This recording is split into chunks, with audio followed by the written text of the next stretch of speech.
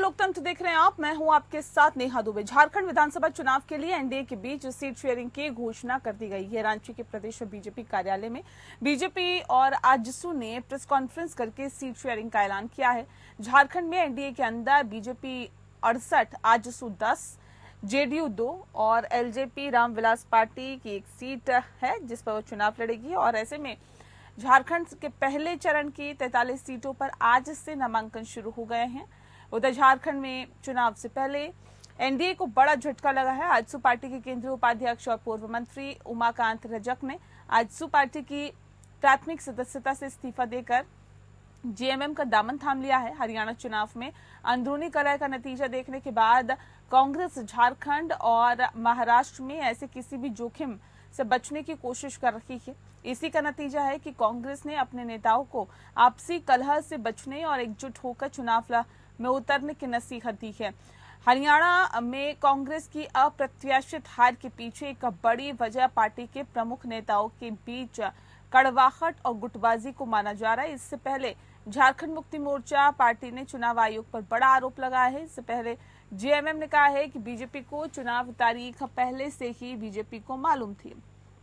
इससे होने वाली सियासत का अंदेशा भी लग सकता है और झारखंड के चुनाव एनडीए बनाम इंडिया ब्लॉक या जेएमएम बनाम बीजेपी से अधिक सोरेन परिवार के अंदर की फाइट है। इन चुनावों में सीएम हेमंत सोरेन के सामने ये साबित करने की चुनौती होगी कि शिबू सोरेन की सियासी विरासत के वारिस वही है।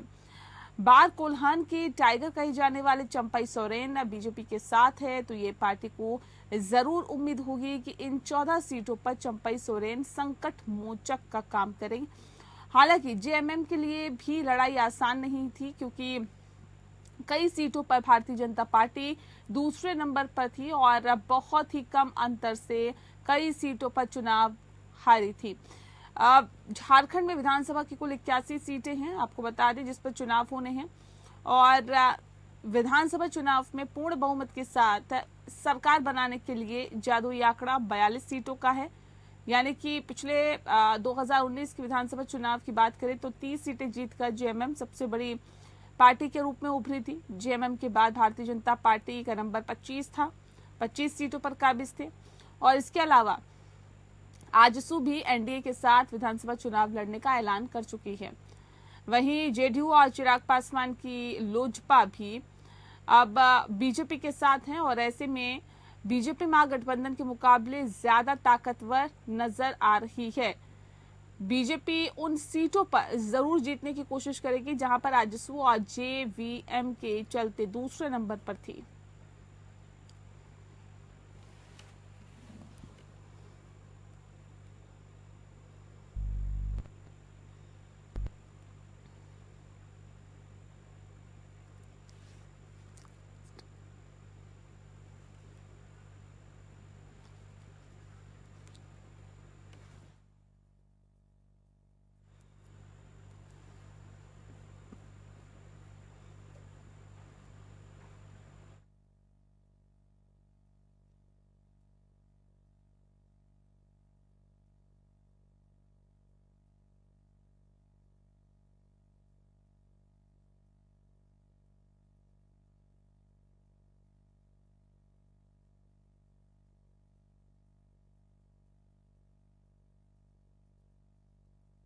चुनाव के लिए एनडीए के बीच सीट शेयरिंग की घोषणा कर दी गई है। रांची के प्रदेश बीजेपी कार्यालय में बीजेपी और आजसू ने प्रेस कॉन्फ्रेंस करके सीट शेयरिंग का ऐलान किया है।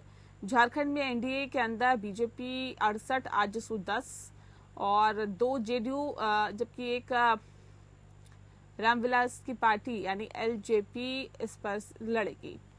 तो बता दें आपको कि सीट शेयरिंग का फॉर्मूला तैयार हो चुका है। झारखंड के पहले चरण की 43 सीटों पर आज से नामांकन शुरू हो गए हैं और झारखंड में चुनाव से पहले एनडीए को बड़ा झटका लगा है, क्योंकि आजसू पार्टी के केंद्रीय उपाध्यक्ष और पूर्व मंत्री उमाकांत रजक ने आजसू से इस्तीफा देते हुए जेएमएम का दामन थाम लिया है। तो ये पार्टी के लिए जाहिर तौर पे एक बड़ा झटका है, लेकिन उसके बावजूद भी एनडीए गठबंधन ज्यादा मजबूत नजर आ रहा है।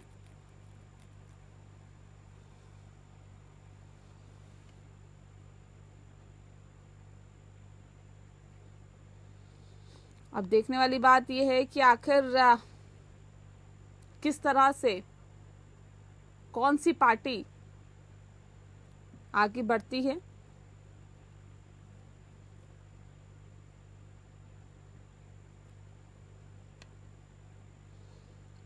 तो बता दें आपको कि फिलहाल हेमंत सोरेन होंगे विरासत के हकदार, ये एक बड़ा सवाल है क्योंकि आदिवासी वोटों पर बीजेपी की नजर है और बताया जा रहा है कि चंपई सोरेन को पार्टी में लाने का फायदा भारतीय जनता पार्टी को मिलेगा और तकरीबन 14 से 15 सीटें ऐसी हैं जिस पर चंपई सोरेन का खास वर्चस्व माना जाता है, तो उसका फायदा क्या भारतीय जनता पार्टी उठा पाएगी।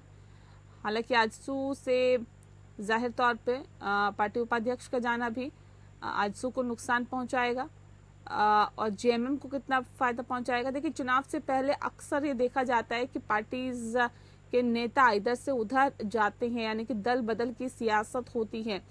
जाहिर तौर पे जब नेता जाते हैं तो पूरे कार्यकर्ता जाते हैं, उनके साथ जो जुड़े हुए कैडर है वो जाता है।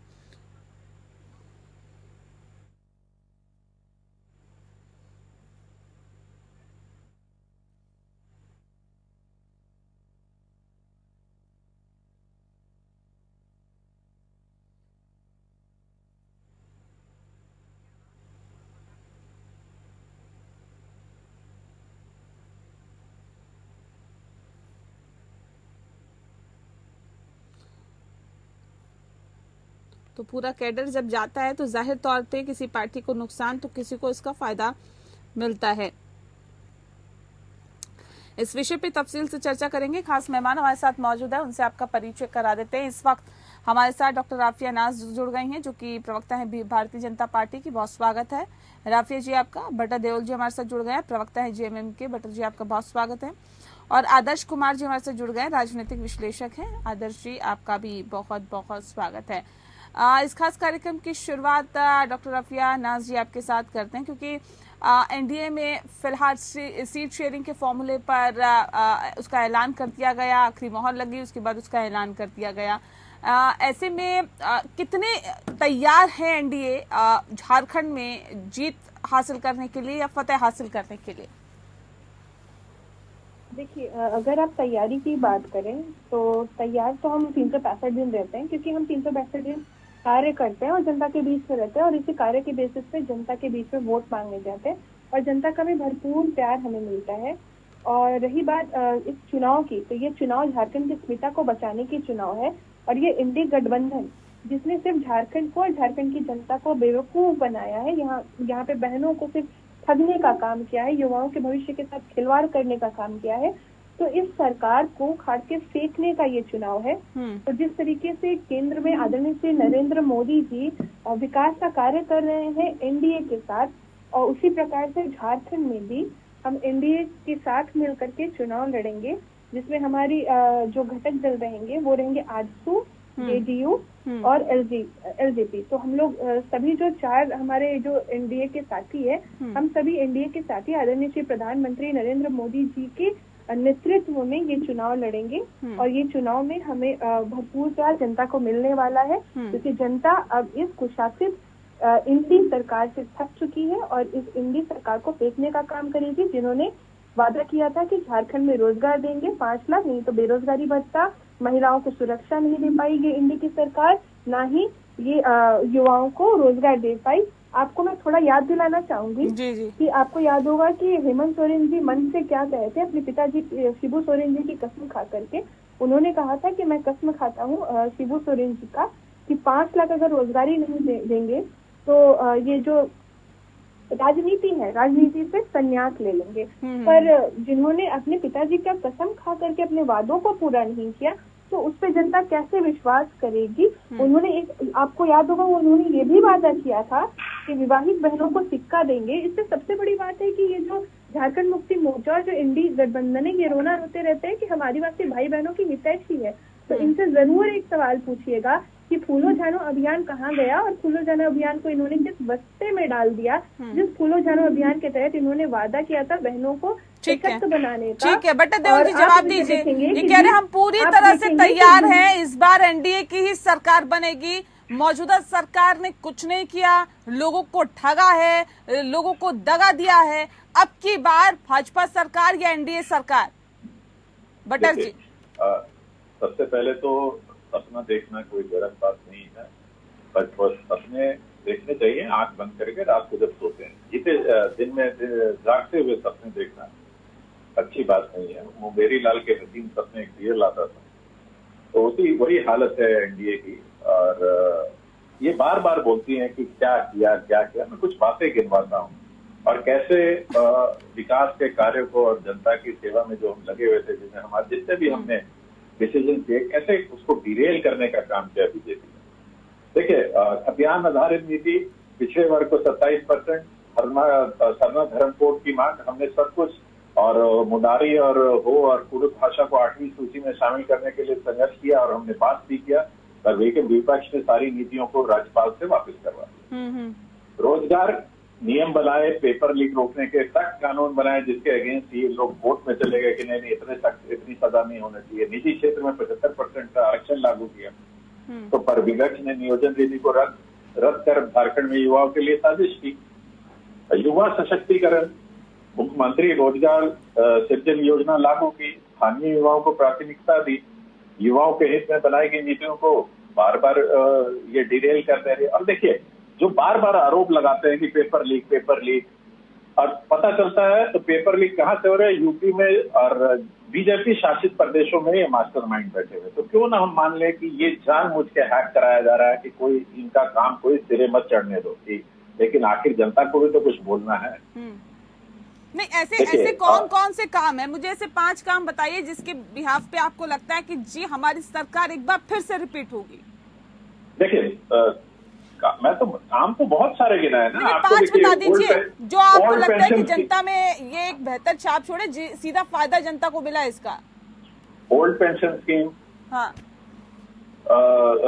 ओल्ड एज पेंशन की लिमिट बढ़ाने के लिए, एज बढ़ाने के लिए, 50 साल कम करने के लिए हमने, देखिए, बच्ची पैदा होने से लेकर till the point she die, हमने सारी उम्र के स्पेक्ट्रम में कवर किया है। बच्ची पैदा होती है, उसको पैसे मिलते हैं, स्कूल जाती बच्चियों को स्कॉलरशिप मिलती है, उसके बाद मैया सम्मान योजना आ गई, उसके बाद ओल्ड अगला बताइए। और इसके अलावा 2 लाख से ज्यादा आज के दिन में अबू आवास अंडर कंस्ट्रक्शन है।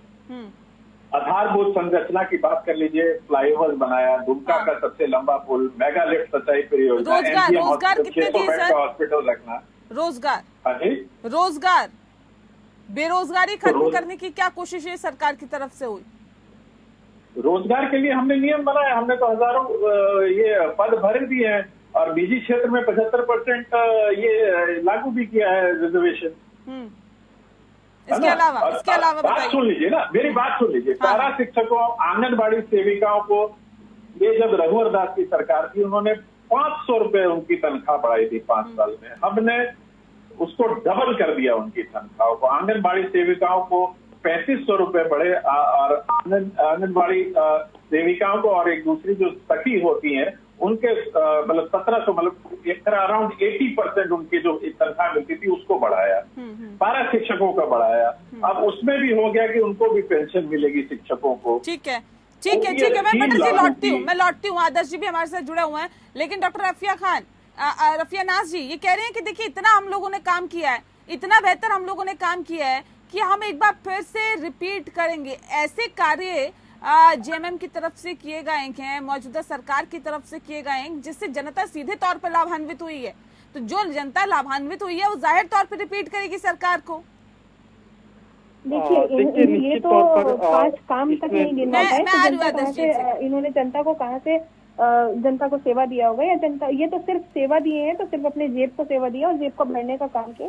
इसके अलावा इन्होंने कोई काम नहीं किया। अगर ये काम करते तो साफ तौर पे काम धरातल पे दिखता है। इन्होंने वादा किया था कि किसानों को लेकर के बड़ा वादा किया था कि किसान जो भी उपकरण यूज करेंगे, उस उपकरण से रिलेटेड जितनी भी बिजली जनरेट होगी, बिजली का बिल जनरेट होगा, उसको ये माफ करेंगे। क्या माफ किया? नहीं किया। पेट्रोल में से वैट हटाएंगे और मुफ्त में पेट्रोल देंगे बीपीएल कार्ड धारकों को। क्या एक भी बीपीएल कार्ड धारकों को मुफ्त में पेट्रोल मिला? नहीं मिला।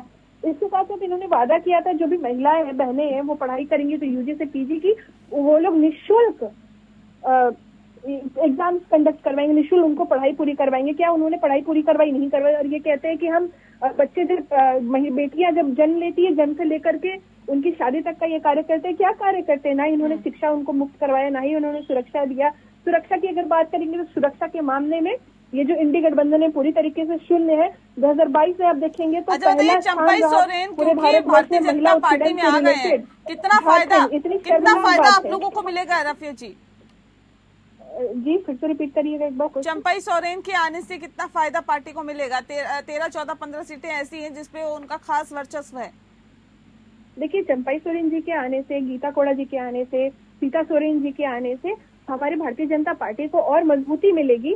और आप देखेंगे कि किस तरीके से जो हमारे भाई बहन हैं, सीता सोरेन जी, चंपई सोरेन जी और गीता कोड़ा जी, उन्होंने किस तरीके से अपना मंच से दर्द बयां किया कि उनको किस तरीके से दबा करके जेएमएम में रखा जाता था, किस तरीके से कांग्रेस उनको दबा करके रखती थी। तो आप सोचिए, जब इतने बड़े चेहरों को ये इस तरीके से प्रताड़ित करती है, तो किस तरीके से ये आम जनता को जेएमएम और कांग्रेस प्रताड़ित करती है, किस तरीके से प्रताड़ना इनको झेलना पड़ता है। सबसे बड़ी बात ये है कि इन्होंने अभी तक एक भी वादा पूरा नहीं किया। और ये जो फ्लाईओवर और अन्य चीज को गिना रहे थे ठीक है। और जो सन्ना धर्मकोट की बात कर रहे थे, तो मैं याद दिलाना चाहूंगी थोड़ा फ्लैशबैक में ले जा करके इतिहास की, कि किस तरीके से हमारे जो सांसद थे सुदर्शन भगत जी, उन्होंने जब केंद्र से मांग किया था, उस समय ये कांग्रेस की सरकार थी, कांग्रेस के जब प्रधानमंत्री थे मनमोहन सिंह जी, तब हमारी भारतीय जनता पार्टी ने मांग की थी सन्ना धर्मकोट को लेकर के, तब इन्होंने क्यों नकार दिया था? चलिए मैं आदर्श जी का रुख कर लेती हूँ, मैं लौटती हूँ रफिया जी, लौटती हूँ आदर्श जी, मैं आ रही हूँ, ठीक है मैं लौटती हूँ आपके पास। लाठीचार्ज करवाया। ठीक है आदर्श जी, सवाल इस बात को लेकर देखिए, एनडीए में सीट शेयरिंग हो गई है, BJP 68, AJSU 10, JDU 2, LJP Ramvilas की जो पार्टी है एक सीट पर चुनाव लड़ेगी। ये जो सीट शेयरिंग हुई है, इसे किस तरह से देखते हैं आप? देखिए, अगर हम देखें कि जिस तरीके से एनडीए ने इस बार सीट शेयरिंग की है और आजसू है और भी जो कई लोगों को साथ लिया है, चाहे वो चंपई सोरेन हो और बाकी जो भी असंतुष्ट लोग हैं, तो उससे कहीं ना कहीं एक बात तो बिल्कुल साफ है कि एनडीए इस बार जो है बहुत मजबूती से चुनाव लड़ रही है। लेकिन जहां तक झारखंड मुक्ति मोर्चा का सवाल है, जिस तरीके से हेमंत सोरेन की पैठ है और जिस तरीके से उनको लेकर के जो लोगों में एक अलग किस्म की भावना रही है जब वो जेल गए थे और जिस तरीके से वो वापस लौटे थे, तो वो कहीं ना कहीं अपने आप में जो है उसका इम्पैक्ट है। तो ऐसा नहीं कर सकते कि ये लड़ाई एनडीए के लिए बहुत आसान रहने वाली है या उस तरीके से। तो बहुत सारे मुद्दे हैं। रही बात कर्ज माफी वगैरह की योजना की, तो इनसे वोट में लोग कन्वर्ट नहीं होते हैं। ये सब लोक लुभावन जितनी भी योजनाएं हैं, इसका हमेशा से सिर्फ घोषणा पत्र में स्थान होता है। उसके अलावा जो है कहीं भी एक्चुअल स्थिति में उसका जो है जिसे हम कह सकते हैं इम्प्लीमेंटेशन, वो नहीं होता है। तो अच्छा ये बताइए, ये जो दल बदल की सियासत हो रही है, एक पार्टी से दूसरी पार्टी में जाना, ये अक्सर चुनाव से पहले हम देखते हैं, लेकिन झारखंड के संदर्भ में इसे किस तरह से देखते हैं? जो बड़े नेताओं के इधर उधर जाने का सिलसिला रहा है, उससे कितना फायदा कितना नुकसान होते हुए आप देख रहे हैं? देखिए, ये जो नेताओं का आना जाना है, ये सिर्फ ऐसा नहीं कि चुनाव के पहले होता है, ये चुनाव के बाद भी हो सकता है। जिस तरीके से परिणाम सामने आएंगे और जिस तरीके से लोगों को सीटें मिलेंगी, दूसरे दलों में भी जा सकते हैं। लेकिन फिलहाल जो एनडीए का जो खास तौर से गठबंधन हुआ है, वो एक मजबूत गठबंधन है और मैं ये मान करके चलता हूं कि इस बार की जो फाइट है वो नेक टू नेक फाइट होने वाली है और दोनों में जो है जबरदस्त भिड़ंत होगी। तो इस बार जो है काफी मुश्किल है कि ठीक है आदर्श जी, ऐसे कौन से बड़े मुद्दे हैं जिसके इर्द गिर्द ये चुनाव होते हुए आप देख रहे हैं झारखंड का? जी देखिए, इसमें मुझे ऐसा लगता है कि सबसे ज्यादा जो स्थानीय मुद्दे हैं वो प्रभावी रहेंगे। खास तौर से जिनको टिकट मिला, उम्मीदवारों के चयन में दोनों पार्टियां जो है, दोनों गठबंधन सतर्कता बरतेंगी और स्थानीय तौर पर ये देखा जाएगा कि किस तरीके के उम्मीदवार को वो टिकट देते हैं, उनकी कितनी पैठ है, वहां का स्थानीय मुद्दा कितना हावी है। तो इस बार मुझे ऐसा लगता है कि स्थानीय मुद्दों की भी जी विधानसभा चुनावों में देखते आए हैं। अभी हरियाणा में हमने देखा कि ठीक किस है। तरीके से बिल्कुल अनुमान के उलट रिजल्ट सामने आए हैं। तो इस तरीके से जो है ये अभी अंदाज लगा पाना मुश्किल है कि किसका पलड़ा भारी है। लेकिन मैं ये जरूर कहूंगा, जिस तरीके का चुनाव पूर्व जो गठबंधन हुआ है, ये काफी जो है वो दिलचस्प मुकाबला रहने वाला है। तो अलग अलग चरण में भी समीकरण बदलते हैं। तो अब देखिए कि किस तरीके से जो है जनता का मूड, कौन से दल जो है अपनी तरफ मोड़ने में कामयाब हो पाते हैं। बिल्कुल, जाहिर तौर पे जनता का मूड किधर है ये तो वाकई देखने वाली बात होगी। लेकिन बट्टा देओल जी, देखिए इस मुद्दे को बहुत ही ज्यादा उठाया जा रहा है, भुनाया जा रहा है कि आदिवासियों का धर्म परिवर्तन कराया जा रहा है, और ये जो मुद्दा है वो भारतीय जनता पार्टी लगातार उठा रही है, और जेएमएम के कार्यकाल में ज्यादा हो रहा है, यानी कि मौजूदा सरकार में ज्यादा हो रहा है। बट्टर जी, बट्टा देओल जी, आवाज मिल रही है आपको? चलिए, लगता है आवाज वहां तक नहीं पहुंच पा रही है। डॉक्टर रफिया अनास जी, ये जो मसला है, आप लोग लगातार इस मसले को उठा रहे हैं, क्या लगता है कि इसका भी चुनाव में असर पड़ेगा? जी हाँ, देखिए चुनाव पे जरूर असर पड़ेगा, और जनता को जिस तरीके से ये सिर्फ जो ठग रहे हैं इंडी गठबंधन वाले लोग, तो जनता इनको मुंह तोड़ जवाब देगी। क्योंकि ये चुनाव, मैंने पहले भी कहा है कि झारखंड के जो मान और सम्मान को बचाने का चुनाव है। जिस तरीके से झारखंड में आप देखेंगे आदिवासी भाई बहनों को, चाहे वो धर्मांतरण हो, चाहे वो घुसपैठ का मामला हो, और घुसपैठ के जरिए आप सोचिए कि इंडी गठबंधन वाले ना कांग्रेस जवाब देते हैं ना जेएमएम जवाब देते हैं। इनको तो साफ तौर पे, इनकी सरकार है झारखंड में भी, इनको तो सामने आकर के घुसपैठ के मामले पे आवाज बुलंद करनी चाहिए। और जो घुसपैठी अवैध रूप से झारखंड में आकर के झारखंड की जो प्रशासनिक व्यवस्था, यहाँ की सुरक्षा व्यवस्था को तोड़ रहे हैं, खराब कर रहे हैं, उनको यहाँ से जड़ से उखाड़ फेंकना चाहिए। क्योंकि घुसपैठ कहीं से भी सही नहीं है। पर एक शब्द ये कांग्रेस और जेएमएम के मुंह से नहीं निकलता है। महिला सशक्तिकरण और सुरक्षा की अगर बात करेंगे तो पुलिस रिकॉर्ड के अकॉर्डिंग 2022 में कितने सारे मतलब पॉस्को एक्ट के अपराधी छूट गए जेल से। जेल की अगर बात करेंगे तो सोचिए कि जब जेल में एक कैदी सुरक्षित नहीं है, आपको याद होगा धनबाद में होटवार जेल की एक घटना, कि किस तरीके से एक कैदी को जेल के अंदर घुस करके उसको गोलियों से भून दिया गया था। आपको मैं याद करा दूं, जो एसआई, हमारी एसआई बहन हटिया में, उनको रात में ड्यूटी लगा दिया गया था, और गौ तस्करों के ट्रक ने उनको कुचल करके मार दिया गया था। लेकिन रफिया जी, मुद्दे बहुत है, अब कौन सा मुद्दा किस पर भारी पड़ता है ये वाकई देखने वाली बात होगी। बहरहाल, बहुत शुक्रिया आप सभी मेहमानों का हमारे साथ इस खास चर्चा में शामिल होने के लिए। लोकतंत्र में फिलहाल इतना ही। नमस्कार।